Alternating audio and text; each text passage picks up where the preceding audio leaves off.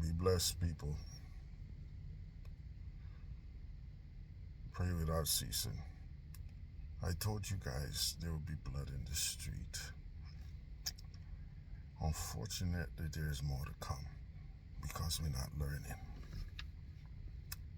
So while you guys are at loggerheads about the death, the unfortunate death, I should say, about Charlie Kirk, there are people out there plotting our demise. You see, violence is nothing new to America, especially in the black community. Okay? There are stories told that people, the so-called Christians, used to pack picnic baskets, and when they get out of church, they go down to the backyard and set up their blankets and whatever to have a lynching. Yes, these are Christians that did that. They watch a black man, eyes bug out of his head.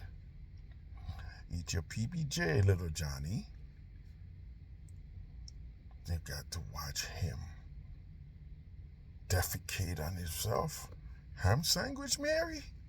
Yes, this is the America, okay? So no pretense. But in the same essence, Trump is talking about making America great again. Folks, the jig is up. These nasty politicians, whether Democrat or Republican, they would tell you the jig is up. They want you to continue in your drunken stupor. To use a football analogy, it's 1st and 10 at the goal. The Chinese are on offense, and we line up our defense. No tackle. Left, right, gay, straight, conservative, liberal, middle wide open. The Chinese are running that football. It's difficult enough that it's 1st and goal. They got 4 shots of scoring a touchdown, and we are lining up in separate corners, leaving our guts wide open.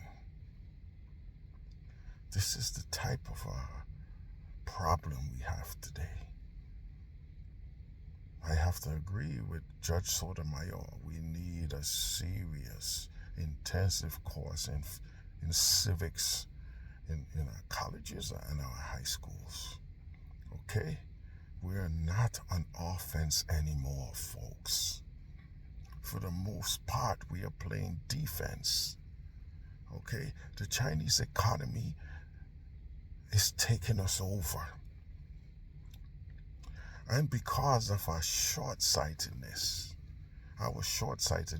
we are causing the Indians and the Chinese to lock arms in solidarity because of what Donald Trump is doing. Then we allowed countries like France to rape Africa. Okay? All Africa needed was investments. She didn't need no handouts. France is dying. Yes, the French economy is dying because they depended on the Africans' backs so the Peruvians could go out there and have their baguettes and their frogoir and all of these things. Oh yes, this is from the vintage 666. Yes, this is what's happening. France is dying because the African nation, the African people are waking up. They say no more. No more All France had to do was be partners, man. Be partners. Lift those people up. No, that's not conducive to what they're trying to do. Now, you build infrastructure in these satellite countries. Infrastructure means maintenance. Maintenance means money. And that means less of it going to the peripheries. This is why places like Burkina Faso and Ouagadougou could have dirt roads in the capital.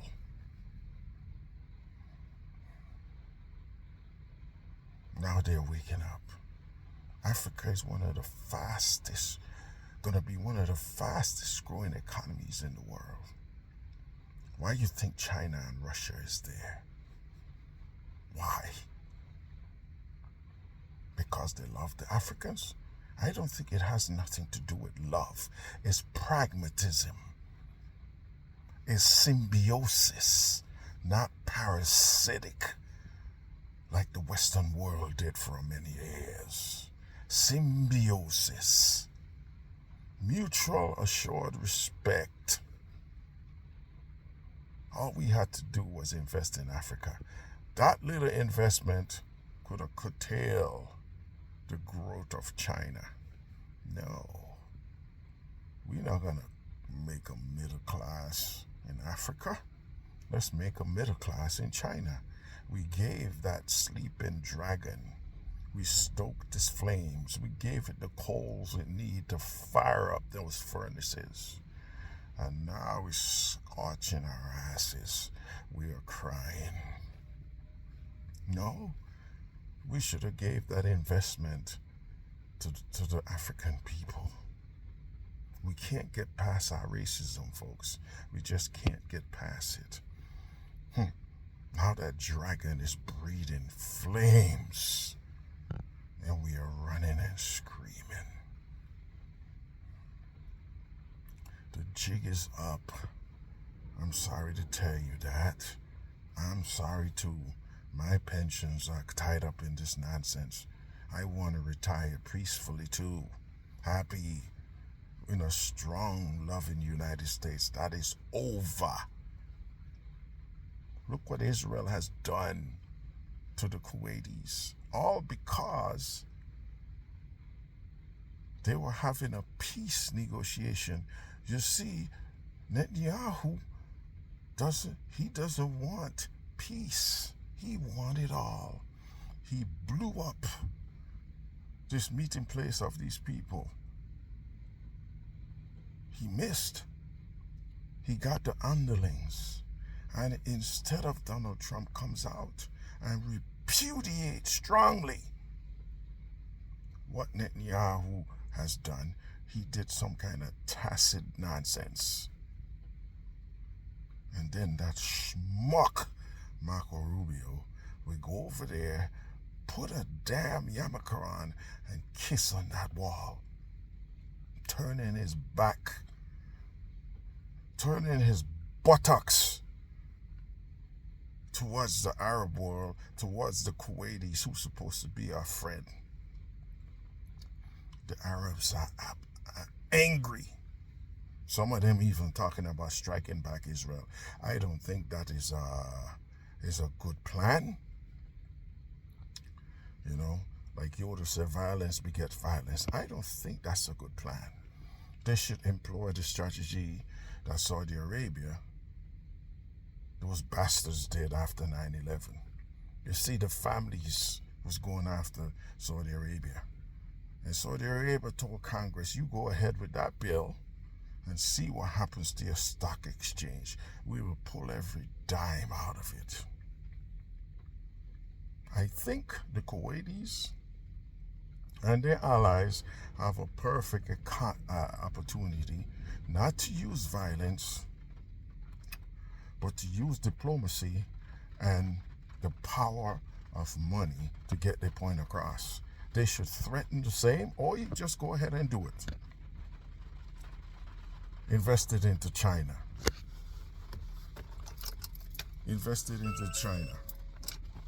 Because The only reason why nobody took Shanghai, because China built up a banking capital in Shanghai to lower the financial sector from New York City to Shanghai. Some of them did it, but it hasn't taken off because China still has that what if factor. Now look what United States, I wouldn't say United States, look at what Trump and his Nazis are doing. He has allowed that what if factor to be part of the American economy. So now, people would think twice about investing here. Look what happened in Georgia. You see that plant, that $1 billion plant, that $1 billion investment? Biden did that under the Clean Energy Act. You see, Trump doesn't like that. He doesn't like that. So he would pretend, but he signed off on that raid, looking for 4 Latinos that end up with 300 and something Koreans. So he's trying to, like they say, scuttlebutt that damn project because of his oil buddies, causing uncertainty in this economy. Those farmers that voted for him are reeling. They didn't learn the first time when he implemented that tariff on China, and they suffered. They went ahead, vote for him a second time. What did they think that was going to happen? Guess what? China came back.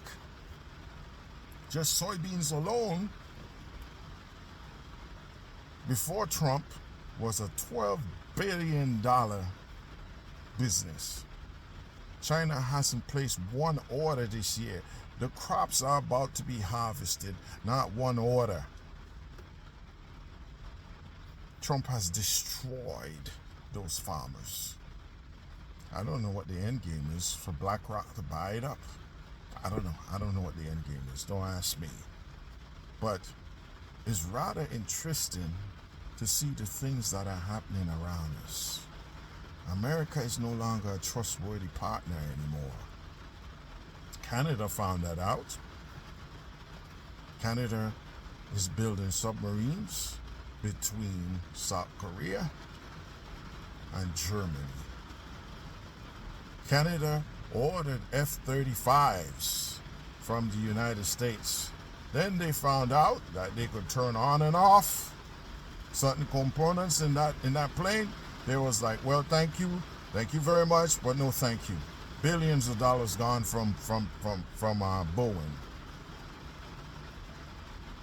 Billions of dollars gone from the shipyards in America, American steel, whatever, to build those submarines that Canada desperately needs. Billions are gone. Tourism, gone. All these things.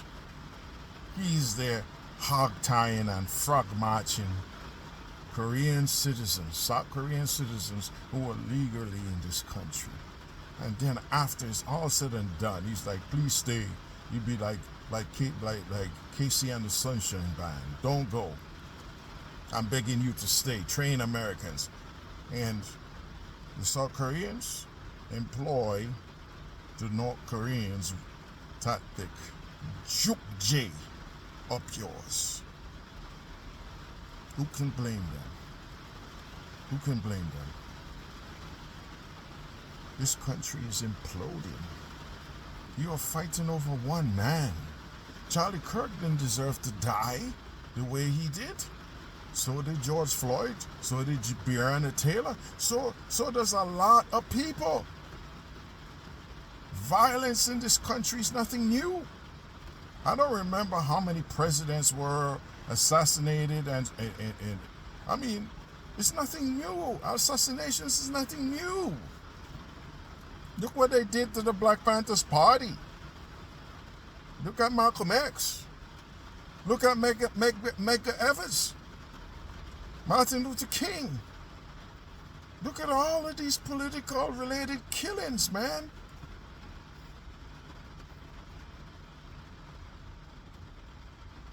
Well, you're not learning. This America great again nonsense is over. They got to get out there and tell the truth. You see, like Mondani said, he tell the truth. You got to be brave. Mr. Mondani, if you get elected, where's the first country, or you gonna go, or whatever? He said, I'm not. All the rest clowns talk about Israel. He says, no, I'm gonna stay here.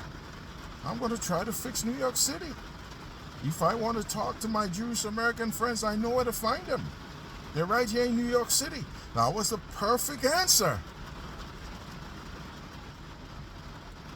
We got to stop the nonsense, man. Why are we fighting left or right? Or Jew or Goy? China is moving that football. First and goal, and our guts are empty. They're going to run it right up our guts. Keep fighting, America. Keep fighting yourself. Not one shot has to come from the communists. We would implode. We are doing it right now. Charlie Kirk didn't deserve to die.